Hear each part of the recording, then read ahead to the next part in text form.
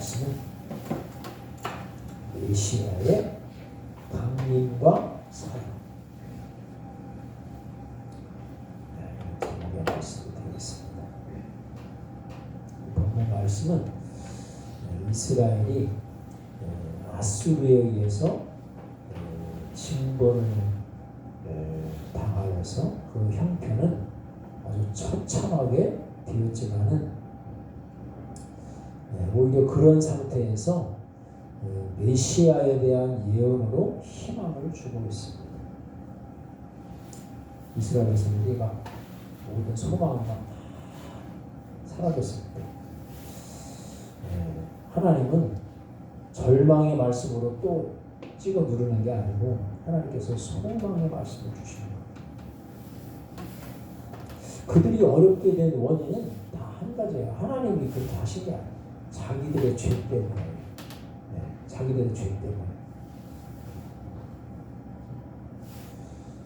근데 그런 고통 가운데서도 하나님의 백성들은 소망을 가져야 된다. 소망을 가져야 된다. 우리는 절망에 그냥 나는 이제 죽을 수밖에 없어. 난 죽을래. 뭐 그렇게 하면 안 돼. 항상 우리 믿는 사람들은 소망으로 가르쳐야 돼. 지금 혹시 내가 실수해서 내가 넘어지고 죄에 빠지고 그랬다 할지라도 하나님께 돌아갈 기회가 아직 있을 때 하나님께로 돌아가야 돼. 깨달아야 돼. 돌아오고. 그래서 소망을 가져야 되는 거예요. 절망하면 안 돼. 낭망하면 안 돼. 더 나아가서 하나님을 원망하면 안 돼요.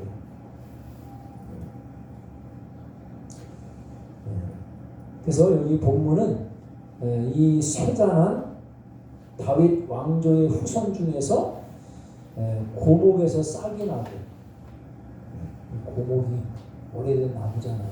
거기에서 싹이 나. 얼마나 이 소망적인 모습이에요. 희망적인 모습이에요. 다 죽은 것 같은 나무에서 새싹이 싹.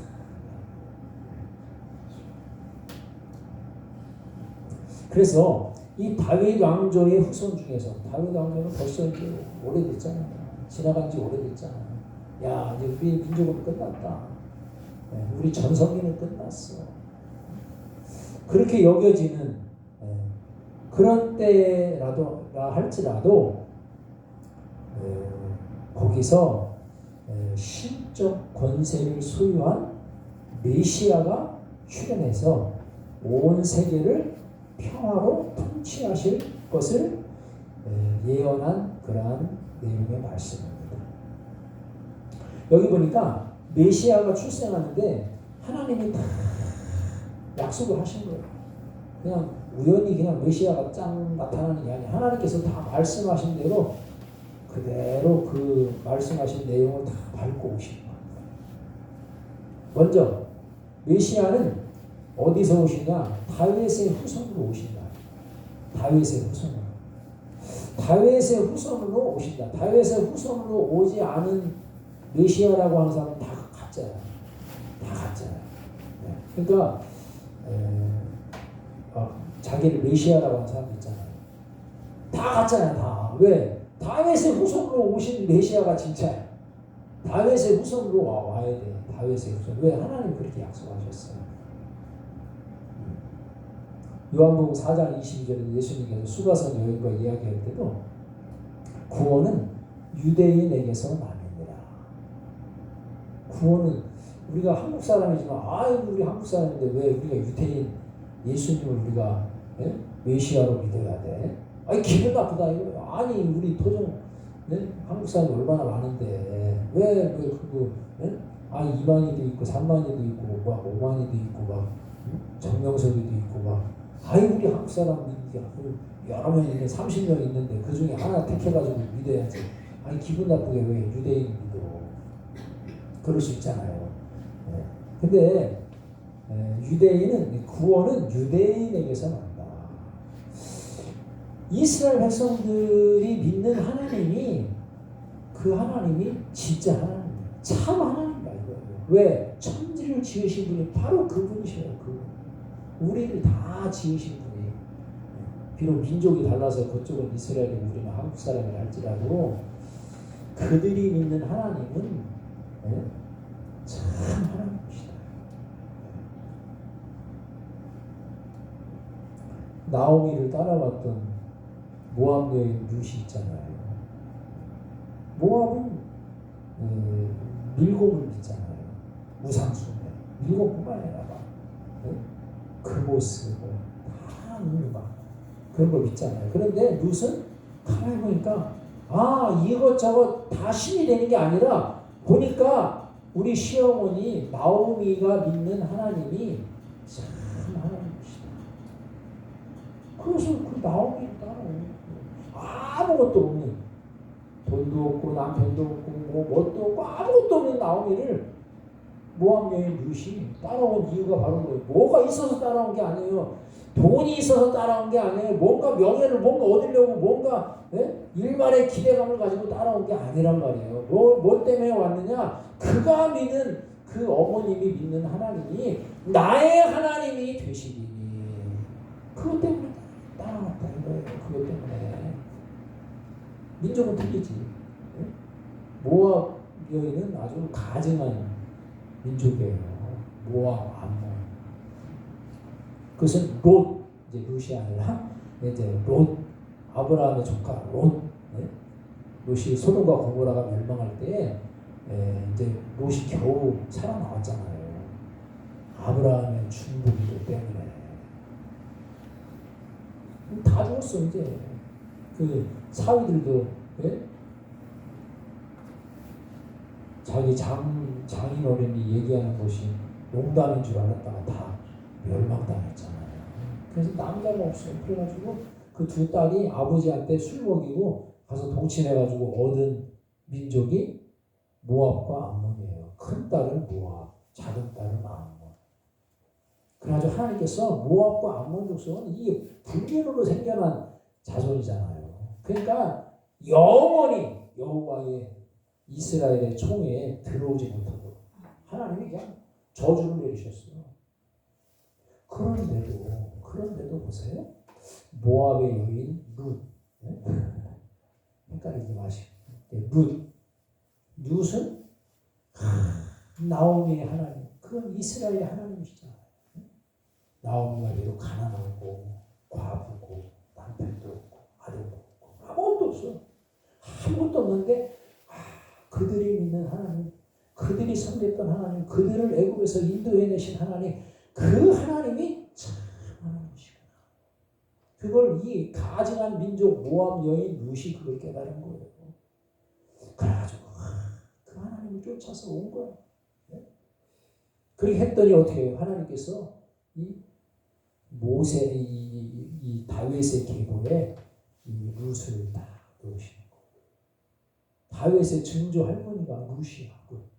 다윗의 증조 할머니지. 얼마나 큰 복입니까? 그러니까 하나님은 다 가증한 민족이지만 그 가운데도 하나님을 경외하고 하나님을 알고 하나님을 영접하고 주님을 섬기는 사람들은요, 하나님께서 자기 민족, 자기 백성 앞에 들어오게 하시고 하나님은 편견이 없으셔요. 죄가 있는 가운데 하나님이 물리치시는 거지, 자기 죄를 자복하고 회개하고 돌아오고 그러면 하나님이 다 자기 백성의 테두리 안에 다 들어오게 하시고 그러시겠잖아요. 그러니까 구원은 유대인에게서 난다. 우리도 이게 믿지 않는 사람들, 그러니까 다윗의 후손으로 오지 않는 사람들은 자기가 메시아인 척하고 약속의 목자네, 무슨 뭐네, 뭐가 어쩌네 저쩌네 맨날 얘기해봐요. 아무 소용없어. 다 거짓말, 다 거짓이고 다 가짜야, 가짜. 뭐 그렇게 너무나 분명하잖아요. 너무나 분명. 하나님의 말씀을 기준으로 그냥 너무나 분명하잖아요. 뭐 긴가민가 할 것도 없어. 그냥 하나님 말씀에 딱 그냥 정리가 딱 되는 거예요. 왜? 메시아는 다윗의 후손으로 오신다고 하나님 성경에 분명히 약속을 하셨잖아요. 그게 아니면 아닌 거예요. 뭐 거기 기웃거리고 뭐 어쩌고 말은 잘하니까 또 말에 혹하고 또 넘어가요. 자, 여기 이사야 당시에 이 아수르 제국은 아주 세력이 어마어마했어요. 아주 그냥 삼림에 아주 그냥 백향목 삼림에 아주 산림이 아주 빽빽한 것처럼 아주 아수르 이 제국은 아주 강력한 제국이었어요. 근데 하나님께서 그 아수르 제국을 멸망시키리라라고 하는 그 하나님의 구원 언약을 그 당시에는 이스라엘 백성들이 어떻게 해요? 불가능한 것으로 여길 수밖에 없었다. 저렇게 강력한 대제국인데 어떻게 하나님이 물리치실 수 있지?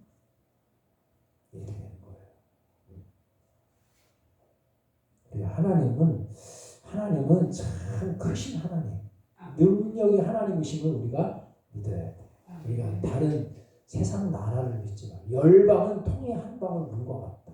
열방은 중국, 미국 이러면 막 굉장하잖아요. 러시아 막 땅덩어리 최고 크고 인구 가장 많고 가장 돈이 많고 뭐 이런 걸로 따지면은 아주 그냥 큰 나라잖아요. 정말. 그런데 그 한 나라 우리가 봤을 때 큰 나라. 그런데 하나님께서 보실 때는 통이 한 방울 물것 같아요. 아주 하나님이 없는 것처럼 여기신다 이거야. 없는 것처럼. 우리가 봤을 때 그래. 우리 눈으로 보면 야 땅이 저렇게 커가지고 러시아는 국경선이 어딘지도 모르는데 왜? 땅이 하도 넓어가지고 푸틴이 우리 러시아 땅이 넓어가지고 국경선이 어딘지도 모른다고. 말이 맞는 말이지 진짜. 아니 대륙 전체가 다 자기 나라 땅이니 말이지. 이게 뭐 이게 감이 되냐고 이게. 그것도 또 중국은 인구가 14억인 15억인이 하는데 걔네들은 인구조사하다가 시간 다 보내겠어. 도대체 몇 명인지 한번 확인 좀 해봐라.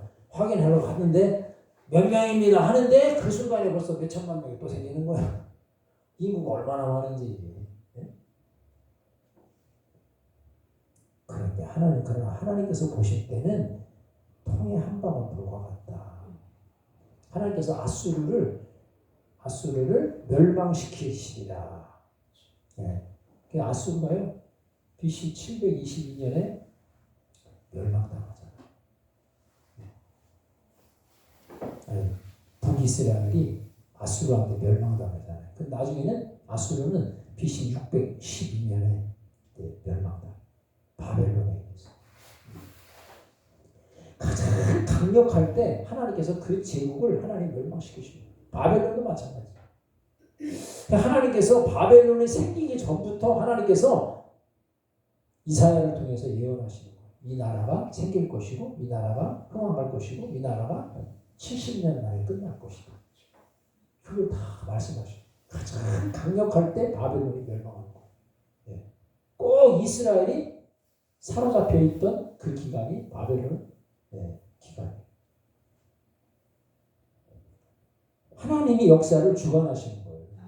그 나라가 생기기도 전에 하나님이 그 나라가 생길 것이고 그 나라가 언제 맞춰질 것이고. 이야 정말 하나님은 사람이 태어나기도 전에 하나님께서 이런 사람이 이런 사람이 태어날 것이고 이런 사람이 종교 혁명을 일으킬 것이고 그것도 하나님이 다 말씀하시죠. 하나님이 요시야도 태어나기 전부터 하나님께서 요시야라고 하는 왕이 태어날 것이다. 이 요시야가 종교 개혁을 이룰 것이다. 그걸 다 말씀하시는 거예요. 야 어떻게 아무리 하나님이시지만 그게 그 사람이 태어나려면 그 계보가 있고 연도가 있고 이름 지어지는 것도 그때 이름이 이렇게 지어지고 그러잖아요. 근데 어떻게 그렇게 그 연도, 계보, 이름 이런 것들 어떻게 하나님이 다 어떻게 주관하시고 어떻게 그 약속하신 그 왕이 그 메시아 혹은 메시아가 그렇게 나올 수 있을까? 야, 우리는 그냥 하도 들어서 설명 말씀 들으면 그런가 보다 하니까 그냥 지나가지만 야, 이거 정말 하나님이 아니시고는 이렇게 알 수가 없는 거예요. 알 수가 없어요. 어떻게 사람의 그 생명의 계보가 어떻게 계보를 타고 어떻게 생명이 만들어지고 태어나고 그 이름이 지어지고 그게 왕이 되고 왕위에 오르고 또 메시아의 그 계보를 타고 메시아가 오고 이런 것이 어떻게 가능하냐 이거. 하나님만이 그렇게 하실 수 있다. 그래서 여기 다윗의 후손으로 오신다. 다윗의 후손으로 오신다. 네. 그래서 여기 이사야 선지자는 하나님의 약속을 강조합니다. 하나님은 말씀하신다. 하나님 말씀하신다. 그 말씀은 반드시 이루어진다. 그리고 참 하나님이시죠.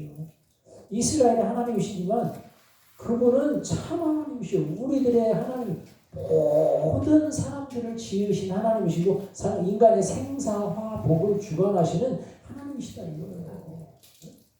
그러니까 우리나라의 하나님이 아니시라고 기분 나빠할 거 하나도 없다. 그분이 참 하나님, 참 창조주, 참 생명의 주가 되시는 분이다.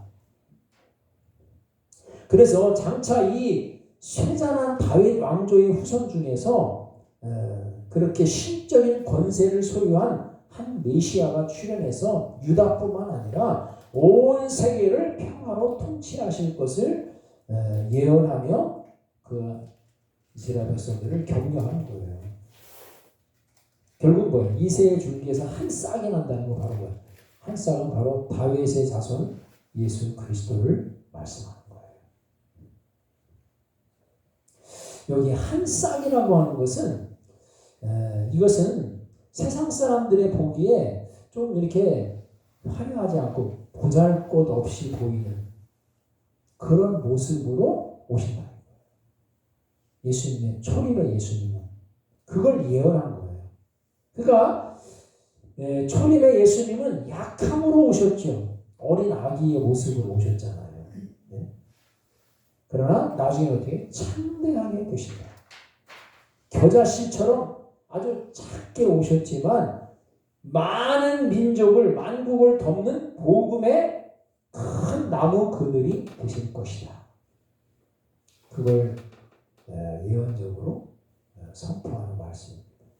그리고 그 예수님은 멸시를 받는 존재로 오셨다 이거예요. 이새의 아들이라는 것은 다윗을 경멸하는 사람들이 흔히 썼던 그런 조롱하는 말이에요. 그 이새의 아들이래. 누가 좀 별볼일 없는 사람 이야기할 때, 그거 아무개 자식 아들이래. 그러면 그거 높여주는 말이 아니라 이렇게 하대하는 말이잖아요. 그런 것처럼 저 이새의 아들이란다. 그리고 예수님 당시에 저 나사렛 사람, 나사렛. 목수의 아들. 그는 더 나쁘게 말하면 전 미치고 합니다. 반역자. 이런 의미가 담겨 있다 이거예요. 나사렛 사람이다. 목수의 아들이란다. 그래서 예수님은 멸시를 받는 존재로 오셨어요. 그러나 그는 영원한 생명을 소유하고 오셨다. 그 안에 영원한 생명이 그 안에 계신 거예요. 요한복음 16장 14장 6절에 보면 내가 곧 길이요 진리요 생명이니 나로 말미암지 않고는 아버지께로 올 자가 없느니라. 오직 하나님께로 가는 유일한 길이 예수님을 통해서만 가는 거예요. 예수님을 통해서만.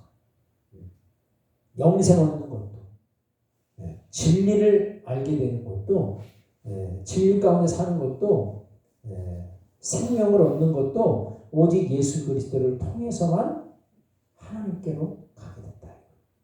다른 길은 없어. 그렇기 때문에 하나님의 백성들은 아무리 내가 절망적인 환경이라 할지라도 슬픔과 좌절에 빠지면 안 된다. 우리가 예수님 믿는 사람이라면 내가 절망하고 막 좌절하고 그래서 막 스스로 목숨을 끊고 그러면 안 되는 거예요. 하나님을 모르는 사람이니까 그렇게 하는 거예요. 하나님을 잘 경외하는 사람이 자살하는 거예요. 하나님을 모르니까 자살을 하는 거야. 그러니까 결국에는 그건 뭐냐면 살인하는 거, 자기 스스로 자기를 살인하는 거예요. 스스로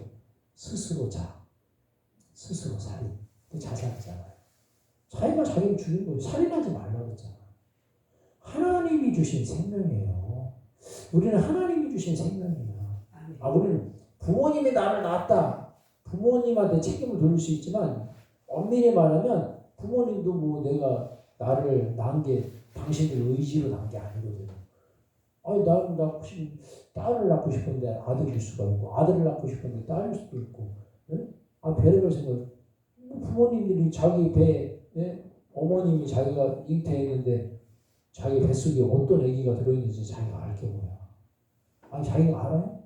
아무리 요즘에 뭐 초음파를 보고 어쩌고 저쩌고 뭐 들여다보고 맨날 해봐야 그 아이가 어떤 아이인지 알게 뭐야. 내 뱃속에 있는 아이도 어떻게 생겼는지조차를 모르는 거예요. 왜? 생명의 주관자는 하나님이시기 때문에.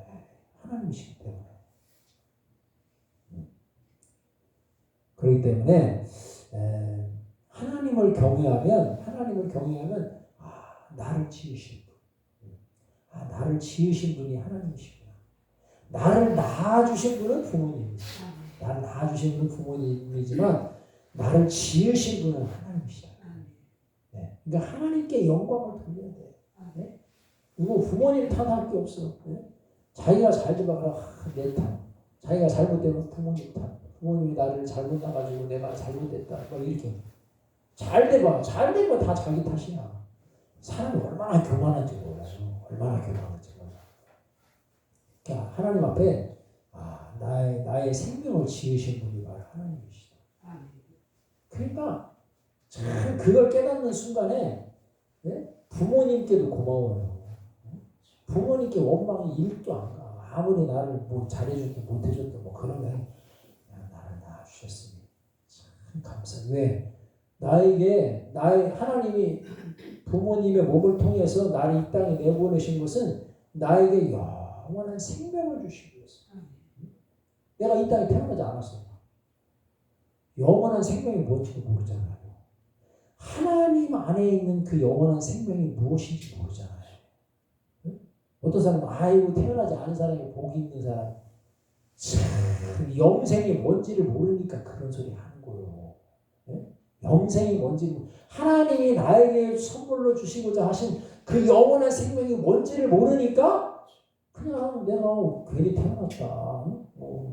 안 태어나는 게 차라리 좋을 뻔했다. 이런 자기 인생을 불행하다고 생각하는 사람들은 그렇게 생각합니다. 그러나 하나님을 만나고 내가 어디서 온 줄을 알고 하나님께서 주시는 영원한 생명의 복이 얼마나 큰지를 알게 되면은 이야, 내가 이 땅에 태어난 자체가 어마어마하게 큰 복을 받은 사람이야. 그걸 깨닫게 되는 거예요. 그러면 나를 낳아주신 부모님 너무 감사하지, 너무 고맙지.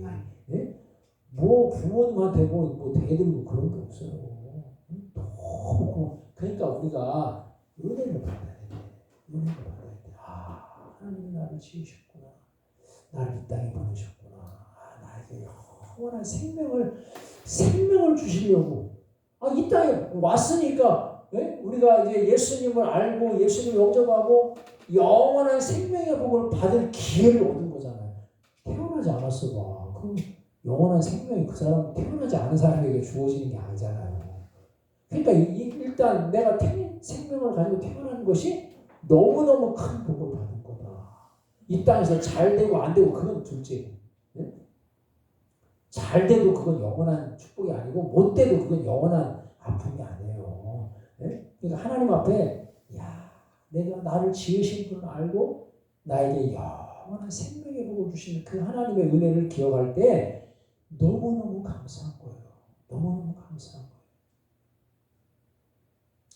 예수님이 생명이시라고 했잖아요. 예수님이 생명. 자, 그래서 이제 메시아의 그 권한이 바로 뭐냐면 여기 2절에 보니까 그에 의해 여호와의 영, 곧 지혜와 총명의 영이요 모략과 재능의 영이요. 지식과 여호와를 경외하는 영이 그 위에 강림하시리니 그분만이 진정한 평화의 왕으로서 그 자격과 능력이 있으신 분이다. 다른 사람은 그런 자격이 없어요. 그런 능력이 없어요. 사람이 어떻게 그 능력이 없어. 우리가 지구를 뭘 어떻게 자기가 제어할 능력이 있어요? 태양을 어떻게 제어할 능력이 있어요? 달과 별들을 제어할 능력이 있어요? 온 우주는 둘째 치고 지구 안에 막 물과 산림과 동물들과 이런 모든 것들을 다스릴 능력이 그에게 있느냐? 그 이단들 그런 사람들한테 있느냐? 전혀 없어. 전혀 없는데 그걸 따라가는 거예요. 왜? 사람은 눈에 보이잖아요. 하나님은 눈에 안 보이시죠. 그러니까 사람이 다 내가 신이다, 내가 메시아다, 내가 약속의 목자다. 그러면 그거 따라가는 거예요. 얼마나 바보 같은지.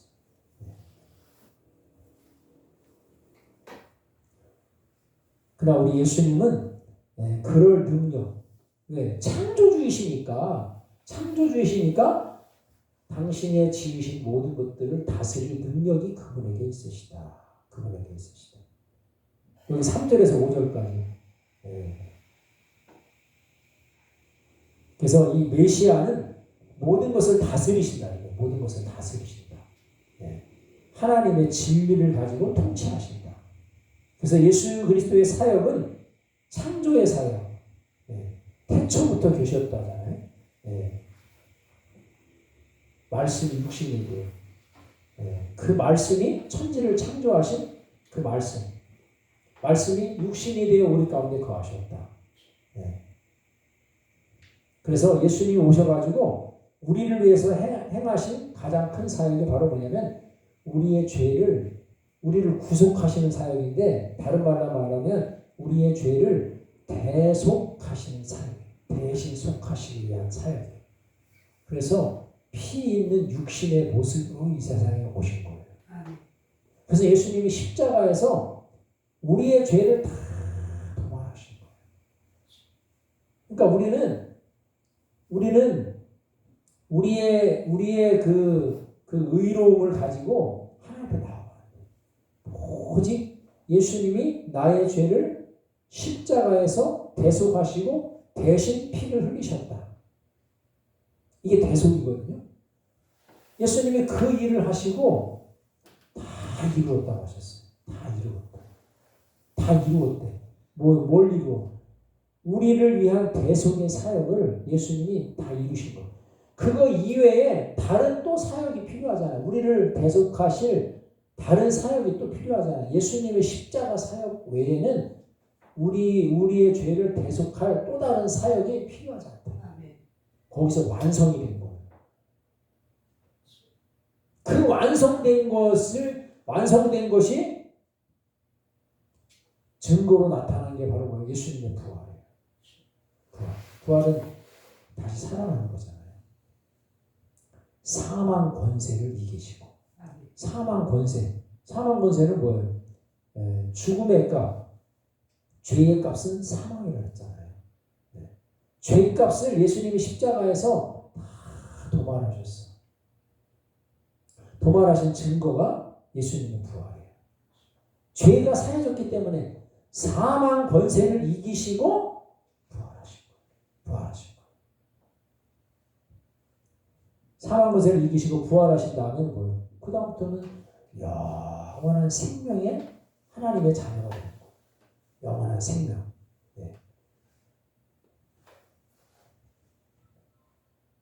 그러나 세상 권세는 그냥 자기 욕심만을 이루는 그런 사역이에요. 그러나 예수님의 사역은 십자가의 대속의 피, 그 다음에 죽으심, 그리고 부활하심. 이 부활하신 것은 예수님 부활하셔서 축하드립니다. 그게 아니고, 예수님 혼자 축하받으려고 부활하신 게 아니고, 예수님 믿는 사람들에게 이 영원한 생명을 다 주시기 위해서. 그러니까 우리가 예수님 믿을 때에 이 사건이 나의 사건, 우리의 사건이 되는 거예요. 예수님을 믿을 때, 예수님 믿을 때 내 안에 창조의 사역이 시작되는 거예요. 내 안에 대속의 사역이 내 안에 시작되는 거예요. 내 안에 영생의 사역이 시작되는 거예요. 예수님을 믿는 순간에 그것이 다 주님 안에서 내 안에서 다 이루어지는 거예요. 우리는 이제 영원한 생명의 복을 받게 됩니다. 그러면 뭐예요? 이제 하나님께서 영원히 우리를 다스리신다 이거예요. 지금은 막 우리가 이 땅에 있는 동안에 마귀의 유혹도 있고 우리의 연약함 때문에 막 힘들어하고 괴로워하고 어려워하고 막 그러지만 부활하신 예수님의 모습과 같은 영화로운 몸으로 우리가 변화될 때에 그때는 어떻게 해요? 이제는 오직 하나님의 통치만을 받는다. 하나님의 통치만을 받는 거예요. 그러면 거기에 아픔도 없고 괴로움도 없고 주님이 다스리시니까 네. 그러한 하나님의 백성으로 우리가 온전히 서게 된다. 자, 결론은요. 자, 우리가 이 메시아의 그 오심과 그 결과에 대해서는 이사야서 61장 1절에 3절. 그 다음에 예수님을 영접하는 자, 하나님의 영광 안에 거할 자. 영광 안에 거할 자는 누구냐면 예수님을 영접하는 사람이에요. 예수님을 영접하는 사람에게는 큰 기쁨이 임하게 됩니다. 큰 기쁨이 아니라 이거는 영원한 기쁨이에요. 이 세상에서의 기쁨은 영원한 게 없죠. 기뻐봤자 그냥 하루를 넘길까? 아무리 기뻐봤자 뭐 하루 넘기면 더 이상 그 기쁨은 없어요. 하루 정도 가는 기쁨은 어마어마한 기쁨이지. 한두 시간 지나면 기쁨이 다 사라져. 반짝 기쁨이야, 반짝 기쁨. 그냥 일시적인 기쁨이에요. 그냥 뭐 좋은 일 있다 그러면 이게 잘 됐다 하고 박수 치면 끝이야. 그거 한 시간 가지도 않아. 그러나 우리 안에 하나님의 영광이 거하게 되면 예수님을 영접하면 하나님의 영광이 그 안에 거하고 그 기쁨이 영원한 기쁨이 된다. 이사야서 65장에 있는 말씀이에요. 반면에 메시아를 거부하는 자, 그러니까 딱 두 사람이 있는 거예요. 메시아를 영접하는 자가 있고 메시아를 거부하는 자가 있어요. 메시아를 영접하는 사람은 하나님의 영광 안에 거하는 자가 되고 메시아를 거부하는 자는 하나님의 심판을 피할 수 없는 자가 됩니다. 거기는 영원한 수치를 당합니다. 영원한 수치. 우리가 이 세상에서 수치도 영원하진 않잖아요. 잠깐 수치 받으면 기분 나쁘고 그래서 조금 기분 나쁘다가 또 이제 물론 괴롭기는 하지만 영원히 수치당하는 건 아니잖아요. 그런데 주님을 거부하는 자는 영원한 수치를 당하게 됩니다. 지옥은 어떤 곳이냐? 물론 우리가 뜨거운 곳이다 그러지만 영원히 수치당하는 곳이 지옥이에요. 영원히 수치당하면서도 죽지당하고 영원히 우리가 뻘거벗고 지옥에서는 영원히 뻘거벗고 사는 거예요. 뻘거벗고 불 가운데서 막 데치는 거야. 막 괴로워서 막 괴로움은 둘째치고 부끄럽고 괴롭고 슬프고 막 별의별 하여간 안 좋은 모든 감정들이 거기에 다 있는 거예요. 우리가 뻘거벗고 여러 사람 앞에 한 시간만 있었다고 해봐요. 부끄러워서 아마 자살할 사람 많고. 거기는 영원히 수치를 당하고 영원히 수치를 당하고 그러면서도 죽을 수도 없어요. 천국도 죽는 곳이 아니고 지옥도 죽는 곳이 아니에요. 근데 그게 천국은 영원한 기쁨으로 사는 곳이고 지옥은 영원한 수치심으로 괴로워하면서 사는 곳이에요. 메시아가 이 땅에 오셨어요. 그런데 우리가 해야 될 일은 바로 뭐냐면 그 예수님을 내가 나의 구주로 영접해. 이사야서 55장 1절 6절 그리고 오호라 너희 모든 목마른 자들아 물로 나오라. 돈 없는 자도 오라. 너희는 와서 사 먹되 돈 없이 값 없이 포도주와 젖을 사라. 예수님 믿는 것은요 돈 드는 게 아니에요. 돈 주고 사는 게 아니에요. 돈 주고 사는, 돈 없는 사람은 돈 주고 못 사고, 돈 있는 사람은 돈 주고 사고, 그게 아니에요. 돈 없이, 값 없이, 포도주와 젖을 사라. 그리고 6절에는 너희는 여호와를 만날 만한 때에 찾으라. 가까이 계실 때 그를 부르라. 지금이 하나님께 나올 마지막 기회다. 무슨 기회? 구원받을 마지막 기회. 오늘도 한 900명이 죽는다잖아요. 하루에. 우리나라 사람 900명이 죽어. 남녀노소. 남녀노소. 근데 사람이 생각이 없죠. 야, 죽으면 뭐 좋은 데 가겠지. 죽으면 좋은 데 가는 거지. 이야, 정말 악한 마귀가 뿌리나. 죽으면 좋은 데 가겠지. 뭐. 사랑의 하나님이 뭐 그렇게 지옥으로 보내시겠어. 아주 악한 마귀도 하나님이 사랑의 하나님이시라는 것을 아주 딱 따다가 그렇게 얘기를 해. 지난번에 우리 수요일인가 금요일 말씀 전했죠. 악한 마귀가 예수님을 유혹하는 거예요. 성전에서 뛰어내려라. 시편 91편에 하나님께서 천사를 보내사 네 발이 땅에 닿기 전에 천사를 보내서 너를 받들어 이 발이 돌에 부딪히지 않게 하리로다 하셨지 않냐. 시편 91편을 가지고 마귀도 인용을 해요. 이야, 그러니까 우리가 똑같은 하나님의 말씀이라도 하나님의 말씀으로 우리가 그 뜻을 잘 받아들여야 되는데 마귀도 성경을 인용한다니까. 이단들도 보세요. 성경을 인용하잖아. 그러나 하나님의 뜻대로 그 말씀을 인용하는 게 아니야. 하나님을 시험하는 도구로 인용하는 거예요. 그러니까 하나님의 말씀에 분별력이 없으면 우리가 그냥 넘어지는 거예요. 그렇지. 뭐 91편에 이거 뭐 뛰어내리면은 하나님께서 천사를 보내서 그 네가 메시아라고 해. 천사를 보내셔가지고 땅에 부딪히기 전에 살짝 들어가지고 그렇게 안 하게 하실 거야. 그래서 예수님이 뭐라고 말씀하세요? 또 기록되었을 때, 또 기록되었을 때. 예수님도 또 하나님의 말씀을 또 대답하십니다. 주 너의 하나님을 시험치 말라 하셨느니라. 될까요? 참 우리가 하나님의 말씀을 하나님의 뜻대로 해석할 줄 알아야 돼요. 하나님의 말씀을 내 욕심대로 하나님을 시험하는 도구로 그렇게 하나님의 말씀을 똑 따다가 그렇게 인용해버리면 안 되는 거예요. 그게 이단이 하는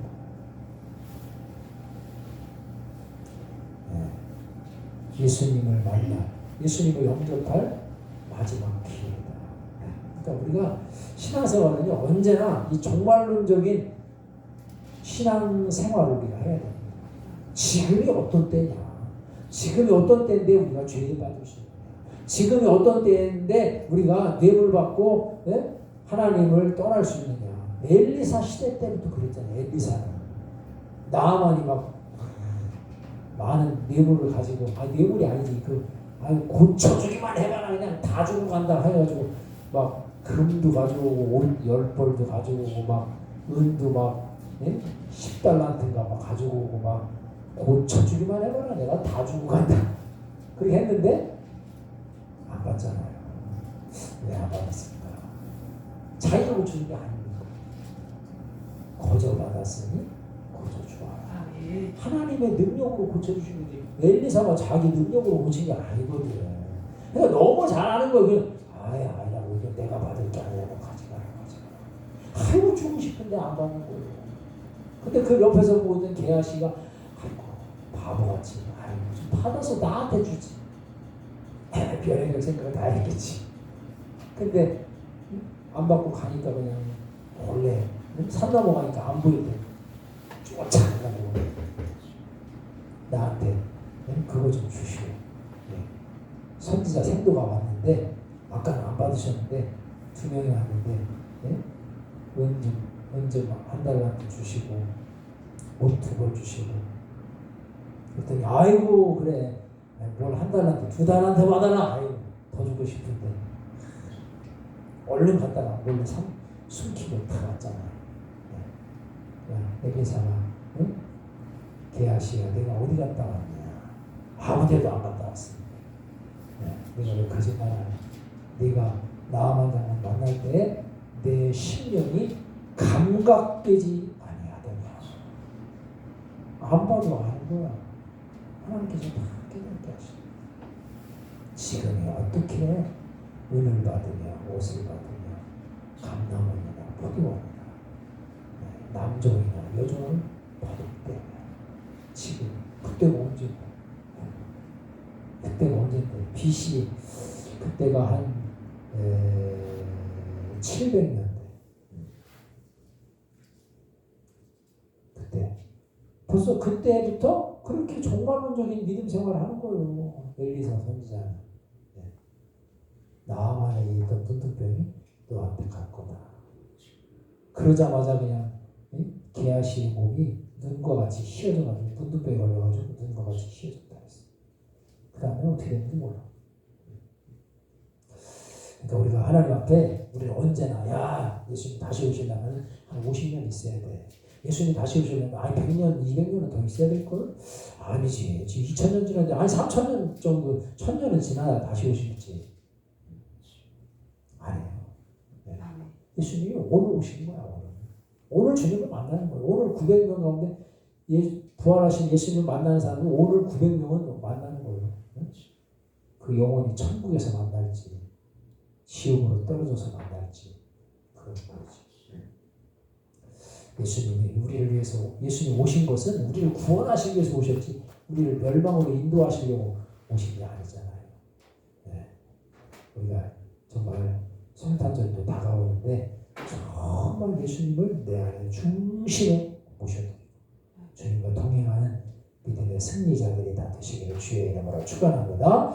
이 시간 한번 기도합니다. 우리 한번 기도하실 때 하나님 예수님께서 하나님의 약속으로 이 땅에 오신 것